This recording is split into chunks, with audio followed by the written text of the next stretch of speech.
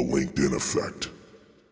You will be disturbed to know that we're not just leaking color in our everyday life, but inside of our phones as well. Social media and smartphone technology may be contributing to the dulling effect. Consider how photo aesthetics have evolved over the last 10 to 15 years. In the early 2010s, you had these Instagram filters that were, boosted saturation, and they had bold tints, giving snapshots this sort of like warm or dramatically colored vibe. And this is why, not me obviously, because I'm married, but, when you scroll back long enough on your crush's timeline, the first couple photographs are vibrant and deeply saturated, usually accompanied by fake Polaroid filters. Which is totally true. Whenever you scroll back to on somebody's Instagram, there always becomes a point where you're like, oh, that's the old Insta. That's when that was popular. And it's, usually a handful of pictures before things kind of switch to this sort of like more muted modern tone.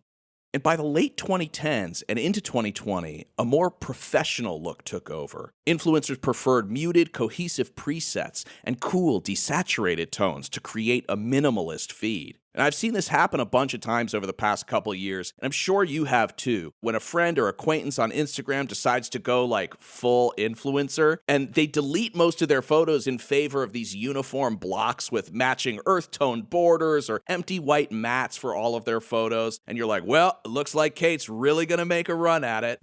You think to yourself as like photos of family and friends are essentially swapped out for drab interior design snapshots and professional looking portraits. I mean, I'm sure you guys can relate to that, seeing, especially living in, Los Angeles, like, when somebody, you're like, oh, okay, so they're deciding to be an influencer now. Yeah. They've professionalized their enjoyment of pictures in the world. Yes, it's like the LinkedInization of life. It's very interesting.